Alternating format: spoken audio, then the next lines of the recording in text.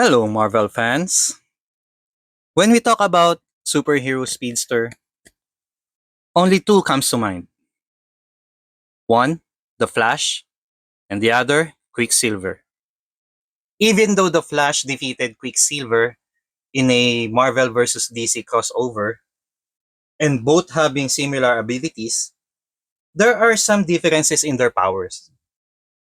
That brings us to today's topic, and it was requested by my son. So, shout out to you. This is for you. But before we continue, just a fast reminder. Get it? Get it, Marvel fans?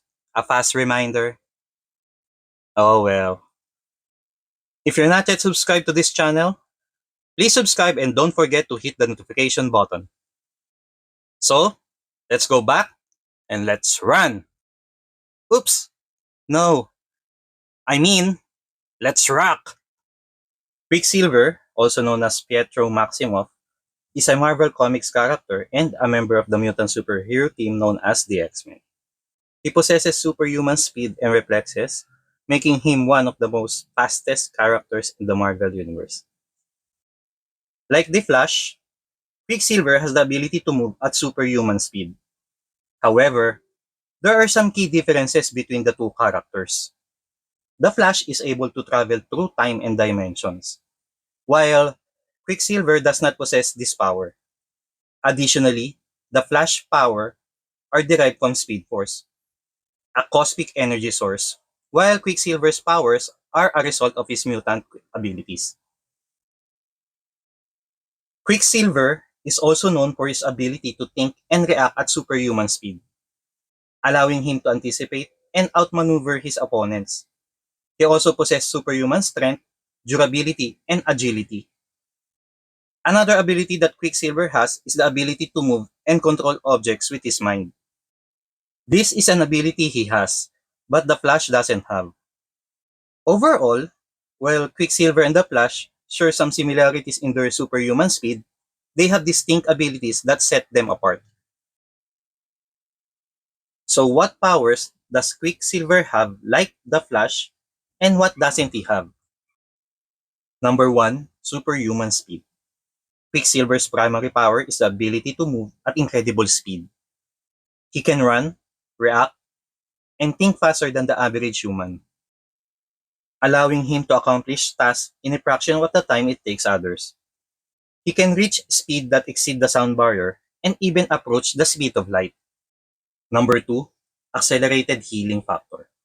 Quicksilver's accelerated metabolism grants him heightened healing factor. While he cannot regenerate limbs or heal severe injuries instantly like some other characters, his healing factors allow him to recover from minor wounds and fatigue at an accelerated rate. Number 3, superhuman reflexes. Quicksilver reflexes are also enhanced, enabling him to react swiftly to incoming threats and avoid danger with ease. This ability, combined with his speed, makes it difficult for opponents to land a hit on him. With this said, then why did he die taking a bullet on Avengers Ultron? Number 4, increased stamina.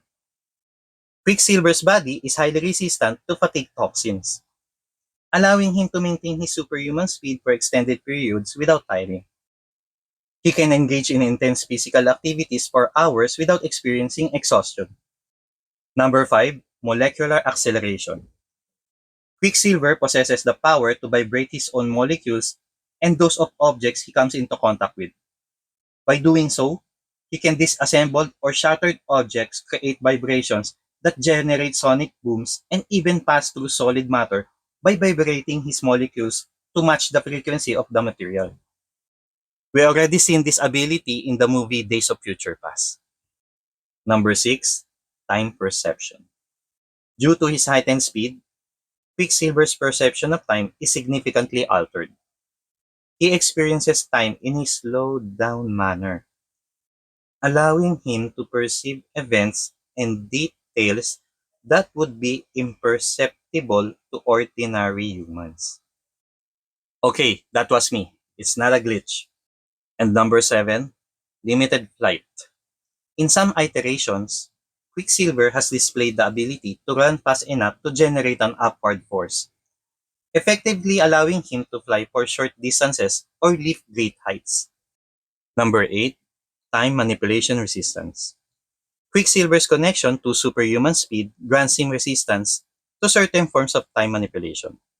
He can resist being affected by alterations to the flow of time, allowing him to maintain his speed and reaction even when other characters or artifacts are manipulating temporal events. Number 9. Enhanced Perception. Quicksilver's heightened speed extends to his senses, granting him enhanced perception. He can see and hear things that are normally imperceptible to the human eye or ear due to his accelerated perception of time. Number 10. Speed Force Conduit. In certain storylines, Quicksilver has tapped into a version of the Speed Force. Similar to the Flash, this connection grants him access to additional powers and abilities associated with the Speed Force, such as phasing through objects, creating energy constructs, and even time travel. And now, what is the difference between the Flash and Quicksilver? The Flash and Quicksilver are both characters from DC and Marvel Comics, respectively. They both have superhuman speed as their main power. The Flash, also known as Barry Allen, is a DC comic superhero who gained his powers from a freak accident involving chemicals and lightning. He is a member of the Justice League and is known for his quick thinking and ability to outsmart his enemies. Quicksilver, also known as Pietro Maximoff, is a Marvel comic superhero who gained his powers from genetic experimentation.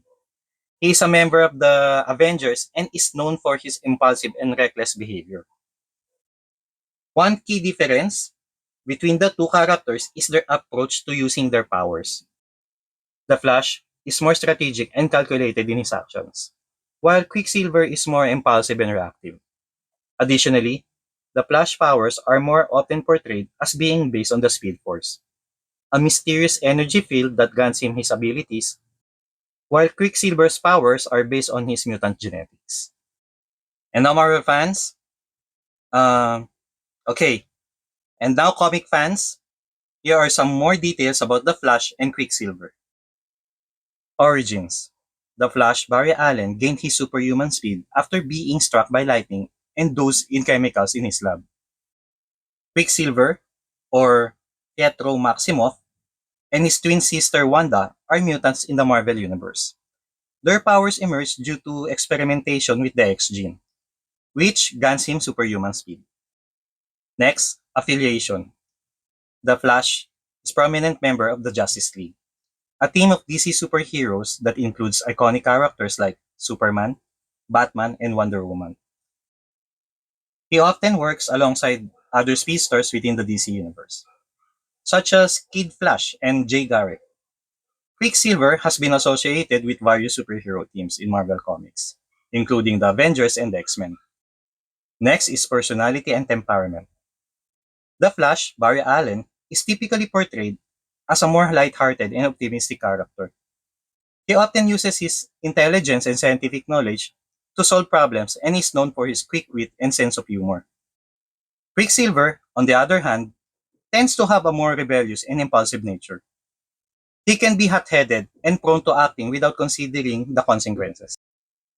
And now, comic fans, speed and abilities. Both characters possess incredible speed, but there are some differences in the extent and nature of their powers. The Flash, often depicted as the fastest man alive in the DC universe, capable of running at speed faster than the speed of light. He can vibrate through solid objects, create cyclones, and even time travel. Quicksilver, while extremely fast, is generally portrayed as slightly lower than the Flash. He can run at supersonic speed, but he doesn't possess the same level of time manipulation or vibration powers. These are some of the key differences between the Flash and Quicksilver. But it's worth noting that the portrayal of these characters can vary depending on the specific comic book series, writer, or adaptation they appear in. While the Flash and Quicksilver belong to different comic book universes, There have been a few instances where intercompany crossovers or special events have brought these characters together. Here are some of the notable examples. Number 1, Marvel vs. DC in 1996. Various characters from the Marvel and DC universes were pitted against each other in epic battles. During a storyline between The Flash and Quicksilver was arranged to determine the fastest among the two. The outcome of the race was left unresolved as the event concluded with fan voting to determine the winners of the respective matchup. Comic fans, both Quicksilver and The Flash have had numerous memorable storylines and battles throughout comic book history, showcasing their incredible speed and heroic feats. They are beloved characters among fans and have made appearances in various forms of media, including movies and television shows. It's important to know that the portrayal of these characters can differ based on the comic book continuity, created themes, or adaptations in other medias. This can lead to variations in their powers, speed levels, and overall depictions, adding to the richness and diversities of their stories. It's worth noting that both Quicksilver and The Flash have had notable moments where they have outpaced each other in specific storylines or alternate universes. These instances often result from creative decisions or specific plot requirements. Overall, while Quicksilver is undoubtedly a remarkable speedster, The Flash's extensive history, iconic status, and consistent portrayal as one of the fastest characters in the comic book world have solidified his reputation as the definitive speedster. And now, comic book fans, you have reached the end of this video. Well, in terms of overall consensus and popular opinion among fans, the Flash is typically considered to be the faster of the two characters.